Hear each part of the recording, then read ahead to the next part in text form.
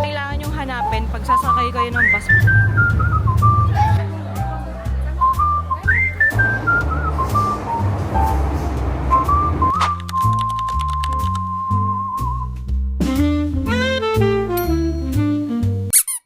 Good morning guys! It's our day 6 here in Hong Kong and today we'll be heading to the Peak and the Sky Terrace. So samahan nyo kami. Tara! Guys, dun nga pala pwede kayong mag-refill ng water bottle niya basta may lalagyan kayo. So ito yung outside ng hotel namin. Sa katapat lang may 7-Eleven and then meron nung Circle K ba yun? Basta para rin siyang 7-Eleven. Convenience store din siya pero may mabibili kayong mga dim sum. Mamaya ipapakita ko sa inyo. Ang daming pwedeng lusutan na MTR exit dito or yung sa left side or basta isa pa as in mga tatlo silang malapit lang dito sa hotel namin, so very convenient. And then pag nag-turn right kayo dyan, may bus stop na papunta na siyang airport. Ito yung sinasabi ko guys, may mga dim sum, mga noodles or coffee kayo na pwedeng bilhan. Ngayon nga pala magti-take na lang kami ng bus going up dun sa The Peak mismo. Hindi na muna kami magta-tram paakyat kasi sobrang daming tao since holiday nga dito. So, pababa na lang kami magsasakay ng tram. Kaya ang gagawin namin ngayon, magsasakay kami ng plane going to Admiralty Station and then from there, mag-exit lang kayo. Tapos makikita nyo na agad yung bus stop. Mamaya papakita ko sa inyo.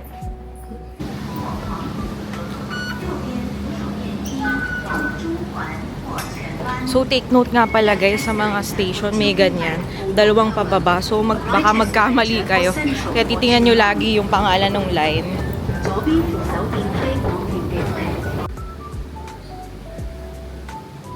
So ito nga pala yung station na malapit sa hotel namin, which is the Yau Ma Tei Station. And then 3 stops lang siya papunta dun sa Admiralty Station. And then doon nga mag-e-exit lang tayo sa exit B. Tapos paglabas mo, nasa kanang side lang siya. Makikita nyo may mga taong pumipila for the bus. Pero take note na ang hahanapin nyo is yung bus number 15. Huwag kayong basta-basta sasakay guys dahil pwedeng papunta sa other side yun. So mapapalayo lang kayo papunta dun sa The Peak. So guys, pagkababa nyo nitong train station, hanapin nyo lang yung exit. Minsan kasi yung exit paakyat, hindi siya pababa. So hanapin nyo lang lagi yung mga signages na may mga nakalagay na exit. Ayan, ganun. Guys, for reference, pwede nyo tingnan dito yung mga pupuntahan nyo para alam nyo kung anong exit yung dapat yung exitan. And then, i-ready nyo lagi yung octopus card nyo kasi pag entry and exit, kailangan itap yung octopus nyo.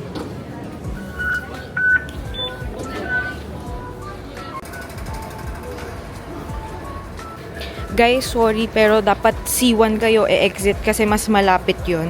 Ito kasing si Google Maps minsan, pinapalayo kayo. Kaya pala sabi ko, parang mali. So dito kayo dapat e-exit sa Queensway Plaza. Kasi ayan yung pagkalabas nyo, nasa right side na lang yung bus stop. Kaya minsan talaga, kailangan tingnan nyo rin kung saan kayo pinapalusot-lusot ni Google Maps. Kasi mga ilang beses na rin kami na nabibiktima na dito daw maglakad, dito daw pumunta, mag-exit, ganyan. Kaso, kung titingnan mo sa mapa, bakit parang ang layo nung route na tinuturo niya? Kaya minsan okay na lang hindi nyo siya literal na sundan. Kung may makita man kayo na parang mas maigsing daanan, i-take nyo na yun kaysa magpaikot-ikot kayo. Kahit dito sa mga exit, lagi nyo lang tingnan dun sa Google Maps kung ano yung pinaka malapit na exit dun sa pupuntahan nyo. Kesa yung ganito. Gusto ni Google Maps, umikot-ikot pa kami palayo. Maglakad ng mas mahaba. So, imbes na paglabas namin, ito na yung bus stop. Ito yung sinasabi ko guys, pagka-exit nyo lang dito sa exit C1, nandito lang sa right side, makikita nyo to. And then ito na. Ito na yung pila papuntang Pick. May mga iba-ibang bus dito, so hanapin nyo yung nakasulat sa pole na bus number 15. So mahaba-haba na rin yung pila ngayon. Pero hindi pa naman ganun malaki naman yung bus. So sana makasakay agad tayo.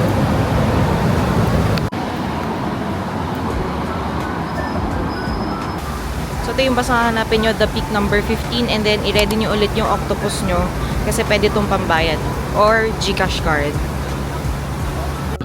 Guys, nakasakay na kami. Nabulong lang ako kasi nakakahiya. Ang travel time is around 45 minutes. Medyo matagal-tagal tayo. Pwede rin tayo matulog.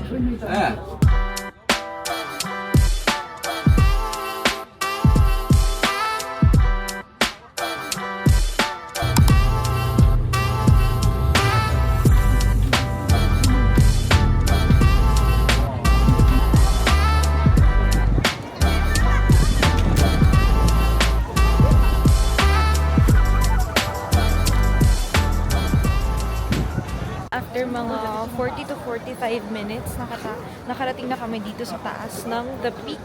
So, ang hinahanap na lang namin is paano makapunta dito sa taas ng Sky Terrace. So, meron din dito sa Peak Tower na mga shops or dito sa Giordano, may mga souvenir kayo, pwede na iHeart. So guys, if hindi kayo nakabili ng ticket online, kailangan nyo ditong pumila sa bilihan ng ticket para makaakyat kayo dito sa may Sky Terrace.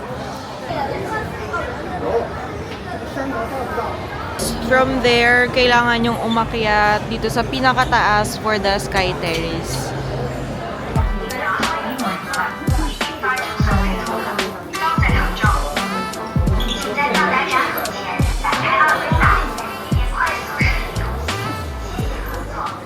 Going up sa Sky Terrace, guys, kailangan nyo lang ipakita tong QR code. This is from my booking via Klook, and I only got it for 940 pesos, if tama yung pagkakaalala ko. Ang kasama na nun is yung admission dito sa Sky Terrace and also one-way pababa ng Peak Tram.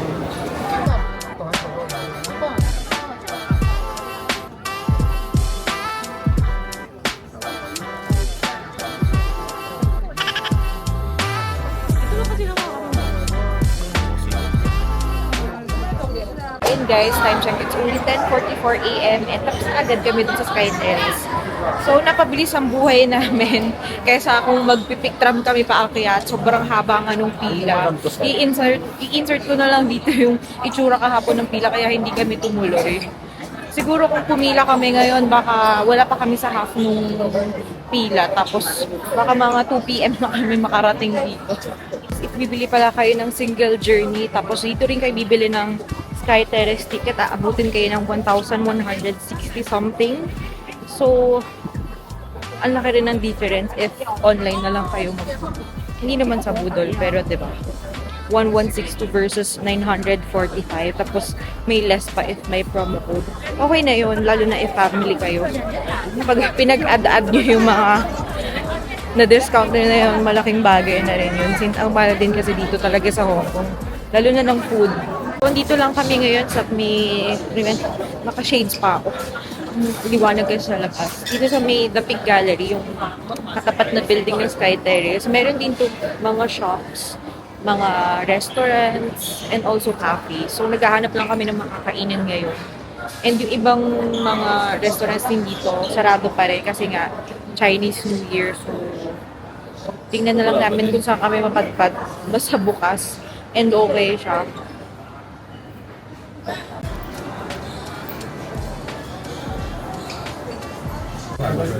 So, dito kami sa Mac Noodles kumain. Kasi gusto namin ng meatball. And close pa kasi yung isa naming nakita.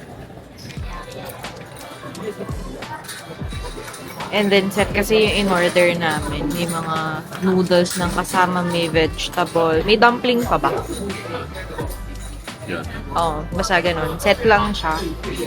And, ano ba to? May service charge nga lang. So, 325 HKD ang lunch namin today. So, ito may braised beef pa pala na kasama. Tigisa lang din kami. Hindi man malaki yung bowl. sakto lang yung serving. Tapos may isa pang dadating. So ngayon nakapila naman kami guys dito sa sakayan ng Pick Tram pababa. Kanina around mga 11 kukunti pa yung tao. Pero ngayon magta-12. 12 noon. Ito medyo mahaba-haba na yung pila. Kasi mga 10 nagbubukas yung tram eh. So basically yung mga first batch na umakyat kanina, ngayon na rin sila pababa. And then kami namang mga one-way tram ticket, pababa na rin. Bumili lang din pala kami ng coffee dito sa may Arabica. Katabi lang nitong sakayan ng Pick Tram. Para habang sa pila, hindi tayo antukin. Every night po yat dito. So,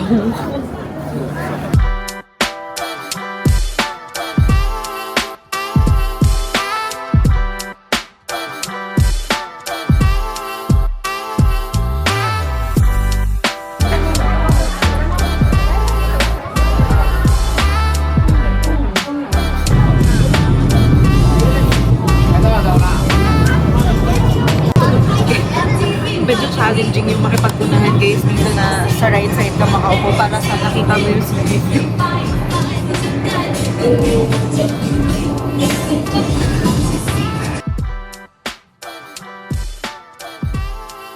Grabe guys, ito na yung pila ngayon ng mga paakyat ng Pick Tram. Kaya tama lang yung desisyon namin nag-bus kami kanina.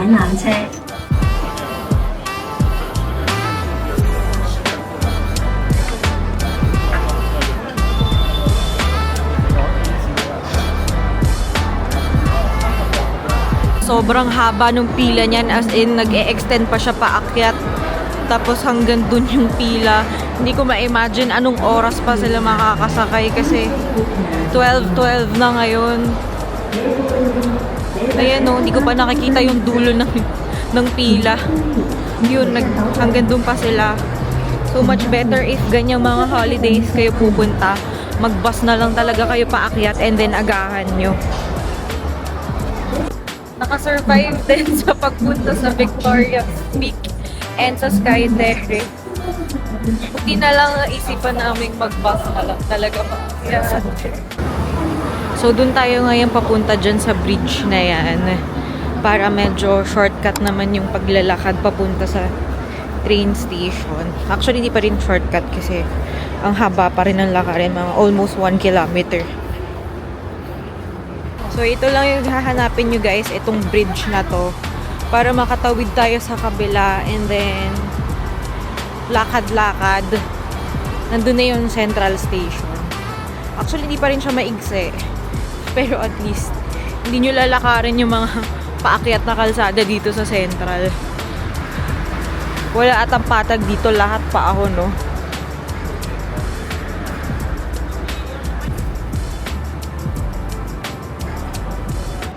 So, paglabas nyo sa building na yan, lagi nyo lang tingnan yung mga gantong signage pointing to the MTR. Tatawid ulit tayo doon naman sa kabilang building.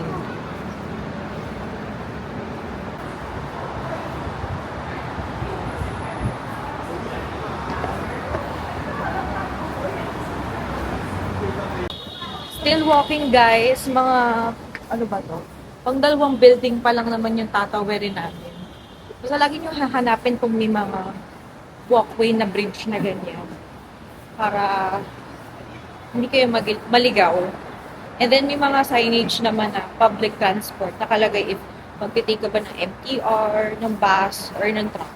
Nakakahingal din. But at least, hindi kami dun sa mga paakyat na kalsada dito sa Central. And sa ibabaw na yung daan nyo, hindi nyo na kailangan tumawid sa kalsada. And then, I'm not sure kung may tawiran ba sa baba.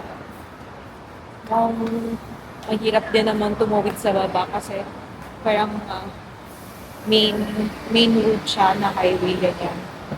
Mga pati bus dumadaan.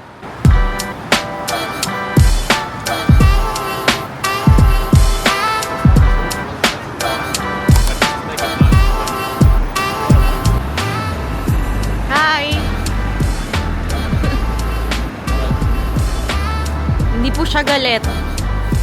Medyo lang.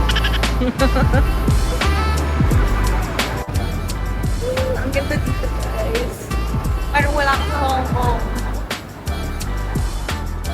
Guys, from that building, magta-turn left kayo papunta dito. Baka kasi mapadiretso kayo doon. Pero, yun nga, lagi naman may mga signage kung sang way ba yung pa-MTR. Kaya wag niyong kalimutang basahin yung mga nakalagay na ganyan. Kasi yan na magliligtas sa inyo sa ligaw.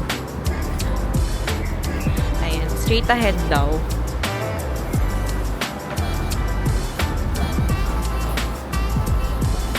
Going to the MTR.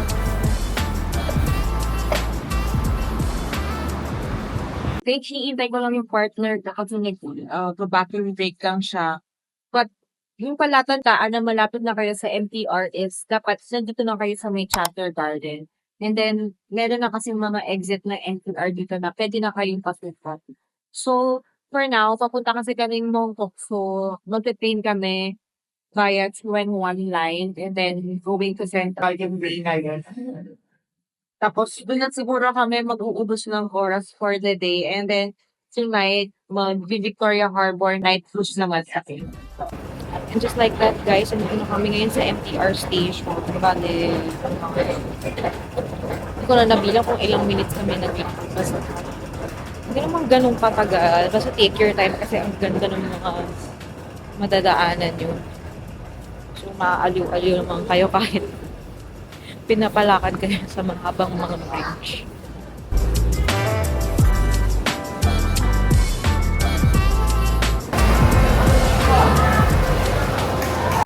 So, ayan. Kailan sukayan natin. Basta, dulong station kasi itong center. Wala pang nakaupo ka. Indicated kami ng oras na alas going to mo. 12:20. Makikita nyo sa Google Maps yung mga oras ng alis na. So, parang ngayon, paalis na siya. Ayan.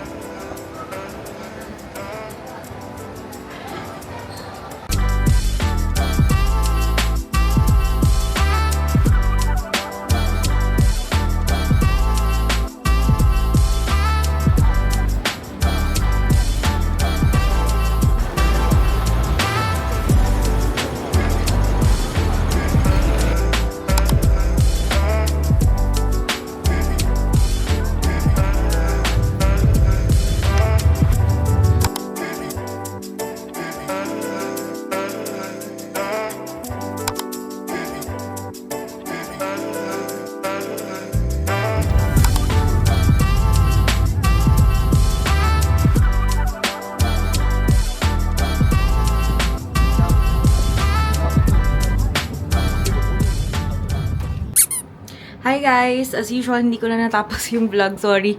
Babawi na lang ako on my next trip. Pero sana nag-enjoy kayo sa mga napakita kong clips. Don't forget to subscribe on my channel and follow me on my socials. Bye!